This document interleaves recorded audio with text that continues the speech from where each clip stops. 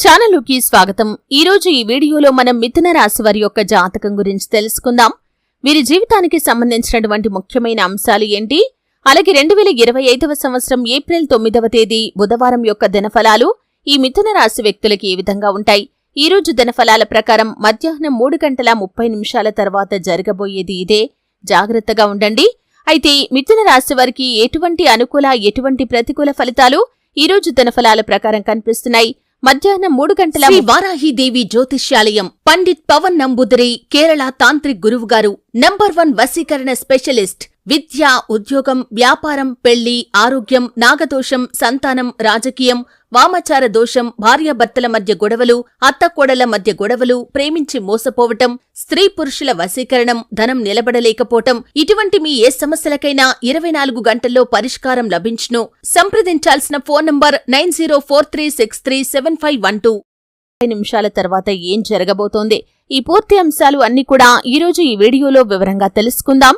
వీడియోలోకి వెళ్లే ముందు మా చిన్న రిక్వెస్ట్ ఏంటంటే, ఇదివరకు మా ఛానల్ని మీరు సబ్స్క్రైబ్ చేసుకోనట్లయితే సబ్స్క్రైబ్ చేసుకోండి. అలాగే పక్కనే ఉన్న గంట సింబల్ మీద ఆల్ అప్డేట్స్ ని క్లిక్ చేయండి. అప్పుడే మేము అప్లోడ్ చేసే ప్రతి వీడియోకి మీకు నోటిఫికేషన్ అనేది వస్తుంది.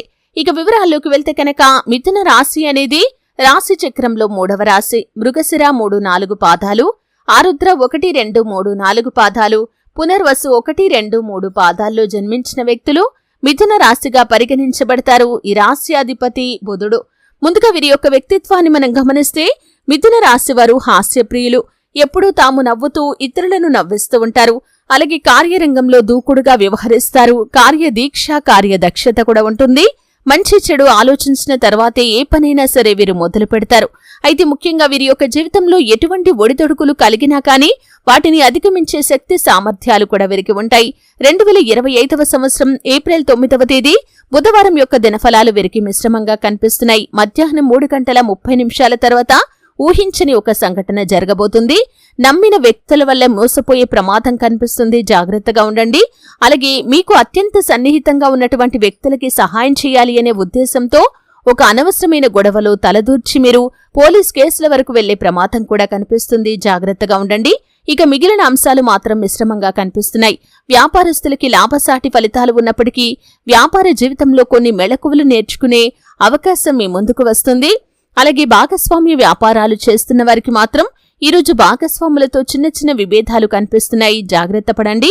అలాగే మిథున రాశి వారు చాలా కాలంగా ఏదైనా అనారోగ్య సమస్యతో బాధపడుతున్నట్లయితే దాని నుండి ఈరోజు మీకు ఉపశమనం లభించే అవకాశాలు కూడా కనిపిస్తున్నాయి.